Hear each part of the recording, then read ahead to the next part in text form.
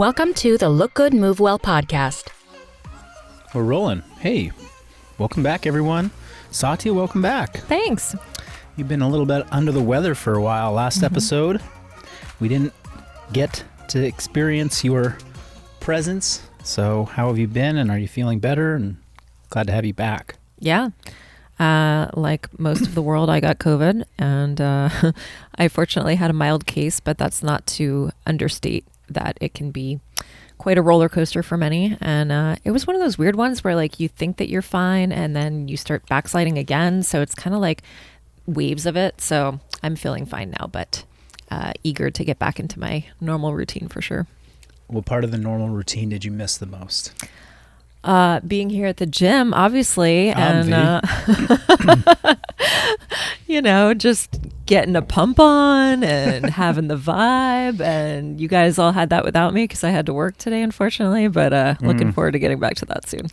Well, I'm sorry. I was just making sure that our Q&A didn't disappear on the phone. I was looking down at the phone for a second, but I'm excited to have you back in the fold too. It's kind of had a different energy and a different vibe here without you, so it's good to have you back. And it's good to be back. I was away a little bit myself, not because I was sick, but took another trip, and just always nice to be in a routine. Yeah, for sure. Mm-hmm. So today there's actually anyone listening to this it'll likely be the first, possibly the second week of our nutrition challenge that we're doing, Look Good, Move Well challenge for Persist members and subscribers, and posted a lot of Q&As, getting some great questions from people. I took a screenshot Can we like re-record that, Nate? No, we're rolling. No, never. It's not like when I'm filming on camera and we can just like edit it Pause, out. restart. I'm having a little hard time over here speaking. Yeah, I've got some good screenshots of questions, and I thought we could just kind of roll through it. And if we think of another question that we could take a tangent on one of the posted questions, go that route. So talk nutrition for a little bit. Yeah, I love to talk nutrition. Okay, good. Well, the first, I'm going to just launch into it. Somebody wrote in, hey, I'm struggling to get enough calories while eating whole, non-processed foods. Mm-hmm. And this is actually one of the great benefits for most people of eating non-processed whole foods. So how often do you think we get this type of question? What's the kind of the distribution of people who are like, I'm having a hard time eating enough calories and having hard enough time, I'm eating too many calories? Yeah, it's kind of interesting because I think in the general population, most people are very aware of I need to eat less calories overall. They know that they're focused on eating less. And I think that does seep into our general community, but we definitely have a lot of people who are interested in building muscle mass, and they know that to do that they need to eat more overall. And so I think we get that question probably more often than your general nutrition advisor might. Totally. Yeah. And actually I spoke to that this week in written form and in YouTube on a YouTube episode, but that idea that we have to eat less has it's gotten transformed into something that has been problematic for a lot of people. Mm-hmm. There's no question that if you're looking to lose weight, the net goal is to decrease your amount of calories relative to how much you're burning. And so it's appropriate that people are asking, how do I eat less? But the problem becomes, if I'm going to try and eat less, then you have to endure some hunger. That's if you're going to lose weight, you're going to be hungry because your brain and your body is saying, I need more energy. And if you can hold out on that signal, then your brain and your body will transition to using up your stored energy as fat. That's how you lose weight. That's the optimal way. But if you try and eat too little, you try and reduce your calories too much, then it becomes extremely difficult to overcome the hunger, signals. and your willpower just won't win. The biology will win, the physiology will win. So when somebody has this question of, I'm struggling to get enough energy, calories, then that's actually a good question to be asking, even if you're not trying to build and grow and get bigger and build muscle. It's actually a good question to be asking, even if you're on a fat loss diet. What do I mean? It means that your goal in fat loss or in muscle building, is to hit a target number of calories every single day. Be consistent. And it should be a manageable amount, over or under what you're required to just maintain yourself. So you're trying to lose body fat? Okay, let's go into 200 to 300 calorie deficit, or a 5 to 10% deficit. That is very manageable, not easy, but manageable for most people. That often begs the question, well, how do I make sure I'm getting enough calories? Not how do I eat less and less and less and less and less. And so anyway, that's kind of the subtext to this question is, getting enough calories. Is that, like, I think a lot of people will hear that and be like, that's not me. Like, I don't need whatever Marcus's answer to this is, and whatever Satya says about this doesn't apply to me. It's like, no, it applies to you even if you're trying to lose body fat or if you're trying to gain muscle mass. I'd like to add a couple things to this. So one is that from personal experience in tracking macros and calories pretty closely a while back, I was very surprised to learn that even as someone whose goal is basically just maintenance, I was way under eating calories. Like, if I just track what I'd typically eat in a day, it was basically 200 to 300 calories per day short of what I actually needed. When I actually ate those 200 to 300 calories more, especially with the emphasis of protein and high quality foods that we are teaching in our current nutrition challenge, then eating more actually helped me maintain better. And I had a better physique, better energy, better everything. So I think that it's very, very easy to fall into the trap of not eating enough, even if you think you're good on that level. And it's worth another check. And especially because it's the message of you're overeating, you're probably sneaking on all these calories. That's so pervasive. And even if, like, I look at my Whoop app and it's telling me like how many calories I burn in a day or whatever, it's like, I would infer from that I should only eat, 1,800, 1,900 calories a day, when in fact, I actually need a bit more. Yeah. And how can that mechanistically work? How can you eat a little bit more and have a better time maintaining? Well, if you're giving yourself the right nutrients and you're eating a bit more, then it's a lot easier to maintain and build muscle mass. Once that's done, once you've maintained and built muscle mass, you can actually transform your metabolic rate. So now by eating more protein, more calories, you retain more muscle, which means increased metabolism, which means burning more energy and reducing fat. So your weight stabilizes, you're eating more, you look better, you feel better, and you're still in maintenance. And so that's really that's recomposition. That's the goal for most people. And this is what we're trying to promote, which is like, eat more quality food, eat more protein, get the energy, go use it, move, transform your body composition, and you'll have this greater energy burn. Yeah. And can I also say it was very pleasurable to get to eat a little bit more. Yeah. It was like, oh, bring on the fat and the calories. Yeah. This is awesome. Yes. And I don't like talk about this in like a bragging sense, but like, I eat about 3,700 to 4,000 calories a day, which I think a lot of people hear like, whoa, that's so much. Yeah. And it is compared to what a lot of people eat, and it's pleasurable. I like to eat that much food. I don't have a hard time eating that, so I can answer this question pretty well. But when I see, like yesterday, I was like flipping through Instagram and there was a reel that was like, follow me as I show you how to eat 1,400 calories a day on a diet. And I was like, my first meal is, a coffee with 2 cubes of sugar. And then my second meal is like a one piece of bread with like, I take an avocado and I like rub it on the bread. I don't actually cut slice. I was like getting you put it next to the bread. I was getting anxiety watching this. I was like, oh my God. Like, oh my God. That's what I eat for breakfast. Like the whole day is like my breakfast. Right. Like, so yeah, can you like adapt and survive on that and figure that out? Sure.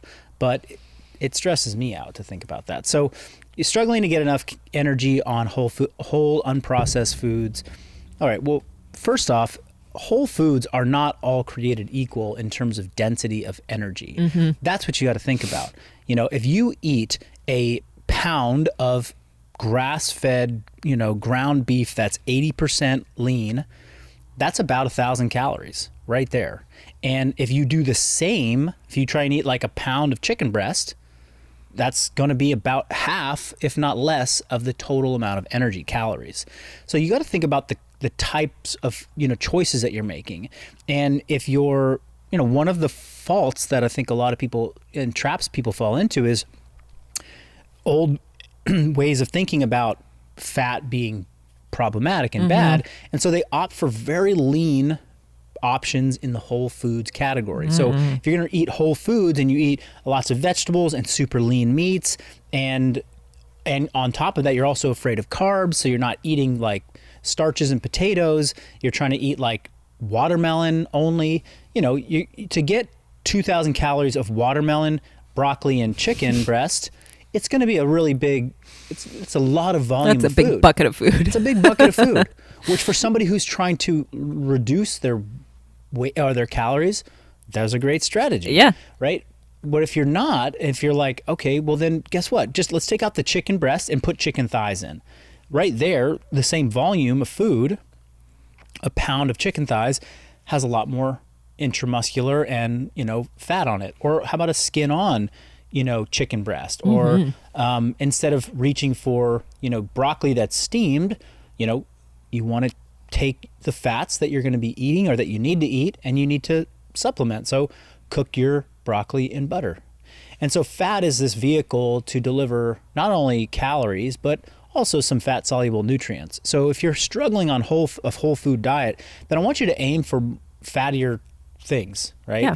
And another strategy that people utilize is there's fattier meats, but then there's also fat laden condiments. And this is where I want people to be careful, because you can get mayonnaise, which is packed full of calories. Right. And that's not a bad thing. The bad part of it is that most mayonnaise that you buy in the store is made from, really cheap manufactured seed oils that are just not doing you any favors from an inflammatory standpoint in your body.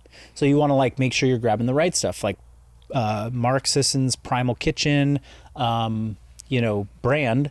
They make a lot of their mayonnaise and sauces and things like that from avocado oil, which is a huge step up from like canola and grapeseed oil. So you could have like a Primal Kitchen mayo, and then, you got your chicken breast, but take 3 tablespoons of that and put it on. And now you got like a chicken salad, which is a little bit more dense. It's got some more calories. And those things are easier to consume in, the quantities that you need to get the calories that you need. Yeah. And then the last part is, if you're trying to stick to whole foods, thinking about when you're picking your plant foods that you're eating, right? Again, similar to the meat department or the protein department, they're not all created equal. So, a starchy potato versus the same volume of food in broccoli, you're going to get more calories out of that. I think white rice, or something that digests really easily and is very palatable to you. Like, I can eat 1,000 calories of white rice, but I can't eat 1,000 calories of, beets. Like, right. That's gonna fill me up, and it's just not. At some point, like, my palate shuts off to it. So, right. Just be thoughtful about picking things that really work for you. Yeah, and that's where tracking can really help you learn the differences in what nutrients each food actually contains. Absolutely. Okay, moving on.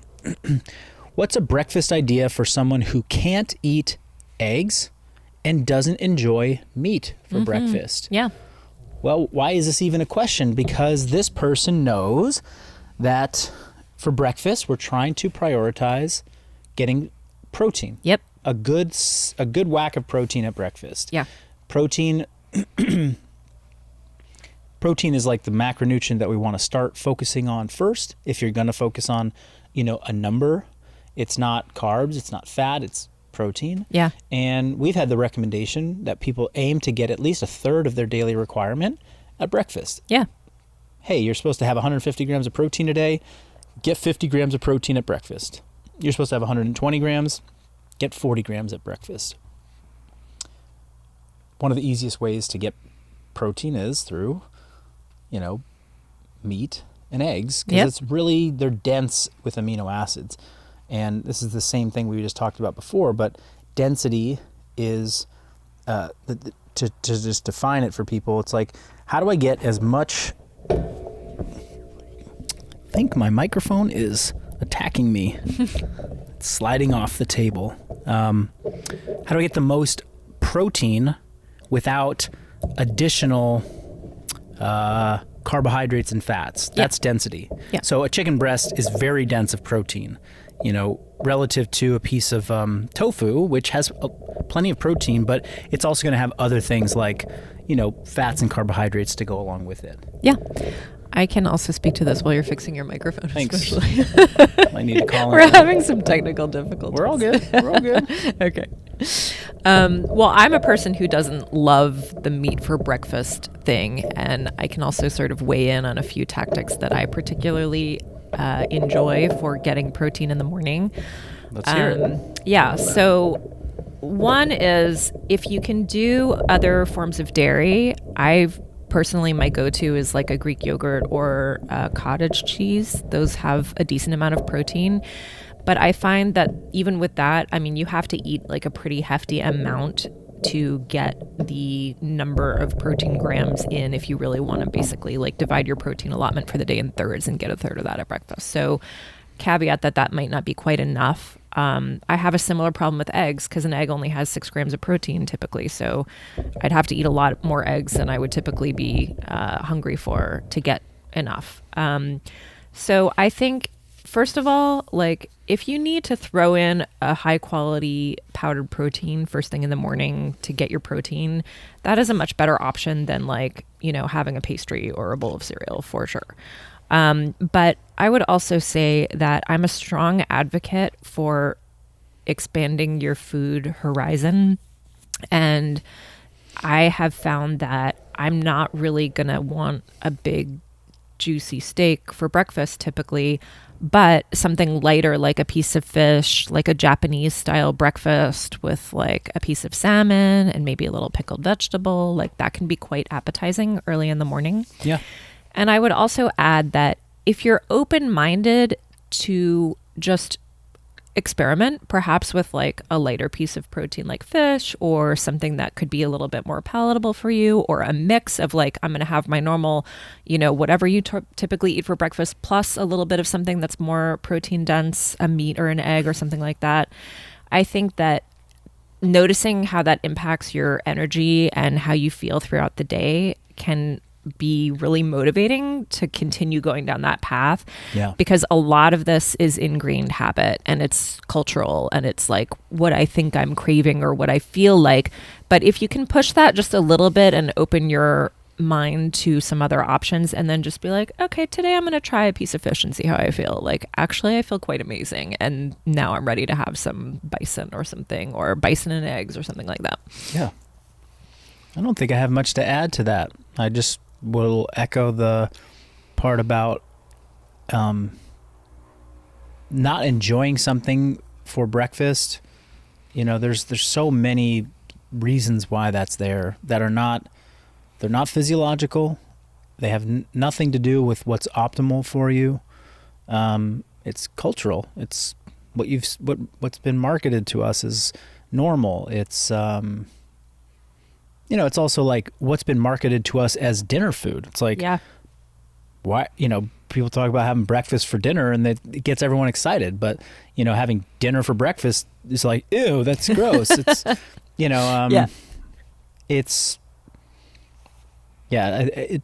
it requires some evaluation of that too. And I think that if you I also want to know why you can't eat eggs. I can't eat eggs. Oh, I'm allergic to it. Perhaps try just eating the yolks for a bit. There's a lot of things that I think are problematic for people in the whites of eggs. Maybe try eating, 3-4 egg yolks, as part of your breakfast. And then experiment with different types of meat, like you said, but fish or, bacon, sausage. These are like typical breakfast foods. So you don't have to grab a ribeye steak or a, ground bison or something like that. You could go with things that are more traditionally on the plate at breakfast. Yeah. And then there was like the Swedish breakfast that we got to experience. The Swedish breakfast. Yeah, which was wild because it was like it was like 12 different protein options awesome. and like only a few carbs options. Yeah. So anyhow, that to me just reinforces that this is very cultural. Yep. Okay, this is a question from @Thomas.Dahl19. I'm often very tired and fatigued, but I'm eating 3,800 calories, and I'm about 180 centimeters and 80 kilograms, so 175 pounds and, I don't know, 5'10" maybe. So what do I do? Well, things that impact fatigue is not just the amount of energy that you're consuming.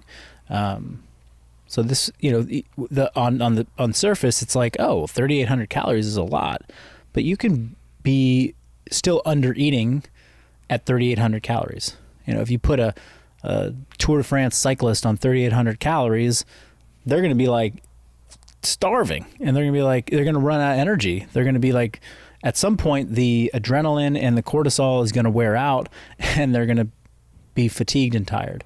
So, Thomas, you could be under eating. Doesn't matter how much you're consuming, and that might be one place to investigate. But I would say that that's not the first place to investigate. If you're tired, don't just be like, I got to go eat more food. As a matter of fact, if you're tired, it could be a reason why you think you need more food. You're like, hunger and your cravings are a result of lack of good rest and maybe sleep. And hydration. And a number of other things which we can get into. But I would start with sleep, looking at the quality and the quantity of your sleep. Number 2, yes, hydration is important, and I would definitely make sure that you're checking that box. And for people who are like, I'm tired and it's making me want to eat some more, hydrating can be a great way of checking whether your hunger is real. But if you're underslept, you can't get past that. And no amount of hydration is going to fight off the sugar cravings because your body is now in this state of stress where you're underslept, and so there's this cortisol and sort of adrenaline surge that's happening in your body, and guess what? Those are going to make you burn sugars like crazy, and your body's going to say, I need more sugars to keep this thing going because I'm in a stressful state and I'm trying to survive.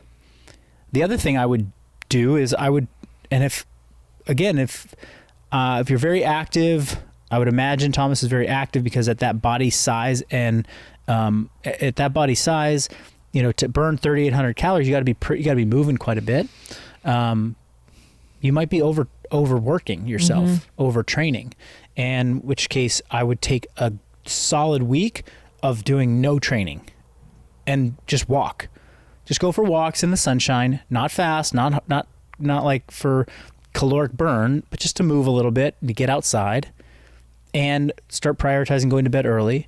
And like, you might realize like after a week, you're even more fatigued. Yeah. Because your body's like, I'm letting the adrenaline just shut down. The cortisol is shutting down, and holy smokes, I'm more tired. And then you have to really sink into that and like, okay, now more sleep. You can start to bring back very easy resistance training, but like, don't ramp it up. And then this should normalize after a period of time if you let it happen. If you just try and push through it and go back to that fatigue state where you're just burning the candle at both ends and you're trying to do too much, you are just digging yourself slowly this deeper and deeper hole that you can't get out of until you actually decide to like pull the parachute and slow down. Anything else that you would add to that? I think tracking can be helpful, like just keeping even a simple daily journal of like, what was your takeaway from today? Did you rest? Did you sleep well? Did you hydrate? Did anything kind of move the needle a little bit? And I think that can also help reveal some of the patterns. Yep. Maybe along with that, tracking when he's feeling awake and alert and when he's feeling tired, fatigued. And if you're having these relative to your waking cycles, like you should wake up alert and have energy, and that should slowly dissipate. And then maybe in the mid to late afternoon, that's where it's probably the lowest. And then you can have a little small bump, in the later afternoon or early evening, right around sunset. And then after that, it's like, it should shut down. If it's off that cycle, we can make some determinations of, it would just sort of like reinforce what we've already said. Yeah. Okay. All right. What's the, let's try this one. Joey Jojo Jr. Joey Jojo Jr. dot Shabadoo. What? At Joey Jojo Jr. dot Shabadoo. That sounds like maybe a good nickname for my daughter. I know, yeah. Joey Jojo Jr. What's your opinion on the Carnivore MD diet? Oh, I bet you have an opinion on this. Yeah. But the reason I took the screenshot of this is because, I would say, how I would start to answer any, like, what would be the questions? How do we evaluate any diet that's out there? What's your opinion of anything? Yeah. What's your opinion of Carnivore MD diet? What's your opinion of keto? Intermittent fasting. What's your opinion on carb cycling and vegans? If it fits your macros and blah, blah, blah. Yeah. My opinions begins with looking at, it's working for a lot of people. By working for a lot of people, it's people who are following a particular type of diet and are having success, either weight loss, better energy, improved autoimmune conditions, like I'm not going to argue with any of that. Yeah. I'm going to say, okay, fantastic. You have found a way to eat to help heal your body that you can stay consistent with. These people over here found a different way to do it, but it's working for them. Yeah. So let's support that, but the things that are making it successful for each group, there's oftentimes they're very much the same. Yeah. Why are the paleo people succeeding and the carnivore people succeeding? Well, if you do an evaluation of it and if you investigate it, oftentimes they're all eating a lot of protein now and they weren't before. Awesome. Like, that's what's giving them success. Mm-hmm. So anyway, the things that I like about Carnivore MD I guess there's two Carnivore MDs that are out there. One is really popular and one is not as popular. I'm going to go with the assumption that we're talking about Paul Saladino, who's Carnivore MD 2.0. Wait, who's the other one? Sean Baker, Dr. Sean Baker. I have not heard of him. He's like the OG carnivore. Like he does not waver from carnivore. Uh-huh. And he's got a YouTube channel. Okay. I'm not necessarily saying you have to go check him out, but if you want to, you can.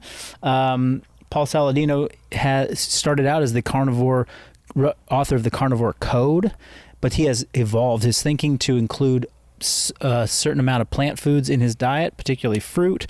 So anyway, but what do I like about it?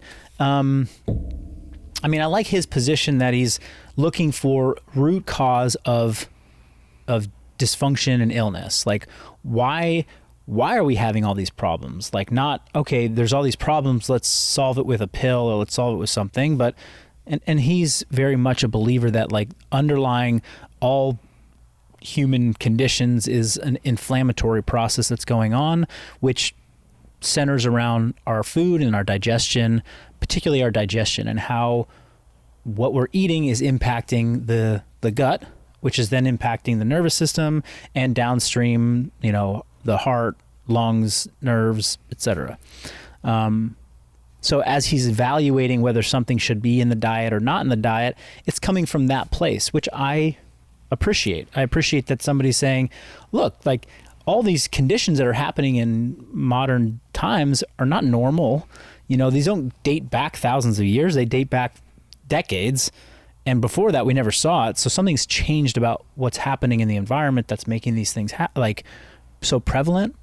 So that's one reason why I like at least the approach to determining what goes into the diet, what doesn't.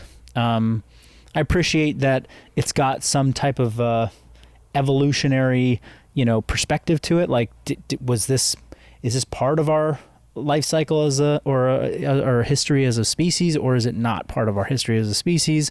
I find that was what drew me to paleo eating, a decade ago. I was like, oh, well, this is interesting. Like, these foods weren't here 10,000 years ago, so maybe we shouldn't eat them. But it's centered around eating meat, which is a great protein source, which that is something that we're really, in agreement with, and most, effective dieting strategies are in agreement around. He's talking about the quality of the protein that you're getting it from good sources, which I think is important. I've learned a lot about the importance of eating or incorporating organ meats into the diet, because organ meats are packed full of micronutrients. There's a lot of micronutrients in organ meats that aren't present in a bioavailable form in other forms of food. Mm-hmm. And then the last part, I think, is that just the attention to what foods cause gut irritation, what foods tend to not cause gut irritation. And what's interesting about the Carnivore MD diet is that, and I wouldn't say it's his diet, it's just his kind of approach, is that when people are looking at solving gastrointestinal issues, mm-hmm. there's a big, there's sort of an agreement that like elimination is usually the best way to resolve gut issues, is eliminate a lot of things so that you can figure out, well, what at the bare minimum can you digest well, and then reintroduce stuff that, one at a time, and figure out what's not working for you. Yeah. When you do an elimination diet, much of what's considered, this is what you eat on an elimination diet, falls into the foods that are on that particular, diet plan. It's like when you do an elimination diet, it's like, okay, well, just stick to broth and then add protein in. And then you can start to add in, the more allergenic foods, the potential allergenic potential foods. So to me, that's like, oh, well, this is kind of centered around like an elimination diet, getting rid of the things that are more commonly offensive to people's digestive systems. And then we go from there. So I'll leave it at that. But anything to add on your end? Yeah, for sure. Yeah. I have opinions on the Carnivore MD diet. Yeah. I think, first of all, it gets very tricky when you fall too much under the spell of this food good, this food bad. This person is good because they eat this. This person is bad because they eat this. And I think that nutrition is so personal and nuanced for a multitude of reasons that, my main issue just with the way that the information is presented is that it is not very inclusive for someone who does not eat meat for personal, moral, religious reasons, cultural reasons. And I think that, from an information delivery perspective, which is something that I'm very invested in my role, I think that there could be just more education around helping someone, to guide them to a better choice, whether that sort of falls under this prescribed set of foods or not. Yeah. I will say, though, that for anything that helps people eat higher quality food, helps people get enough protein, and helps them feel better, I'm all for it. Like, I don't care what you call it or, like what that, structure looks like. I think that... Or how cringy their marketing or how method is. cringy their messages, or how much they say, bro, brother, primal, what up?